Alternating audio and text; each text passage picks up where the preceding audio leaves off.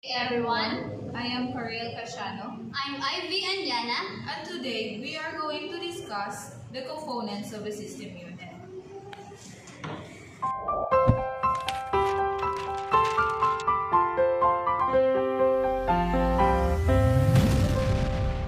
The system unit is the box-like case that contains or holds the computer's electronic components together.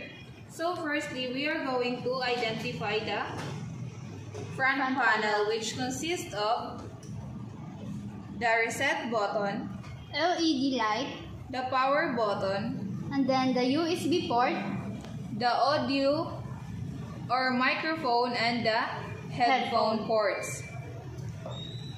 Then, let's now proceed to the internal components of the system unit.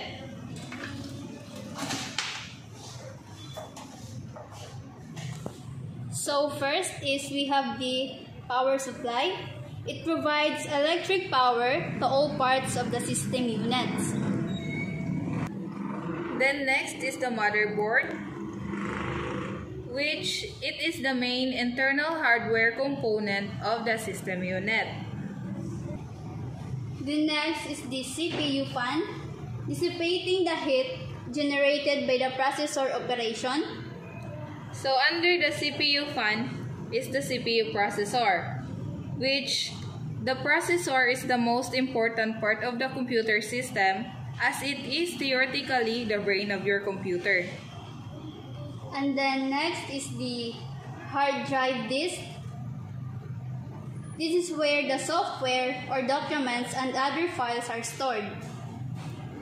Then the RAM, the main memory of computer system that its main function is to temporarily store data. Then next is, this is the SATA cable that connects at the hard drive. And then this is the CMOS battery. Then the 20 ports ATX, and then the LED ports or the connector.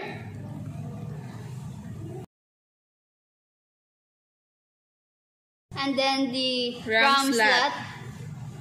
So, let's now proceed to the Back panel. So, the back panel also consists of USB ports. This is the USB ports. Then the Microphone port, the headphone port, and the speaker port. Then here is the Ethernet cable port, the VGA, and the IOI or the serial cable port. Then the DVI and the jack ports where the keyboard and the mouse are connected. Then lastly the alternating current ports, and also the switch, the on and off switch. So those are the components of the system units, and I hope you have learned something from us.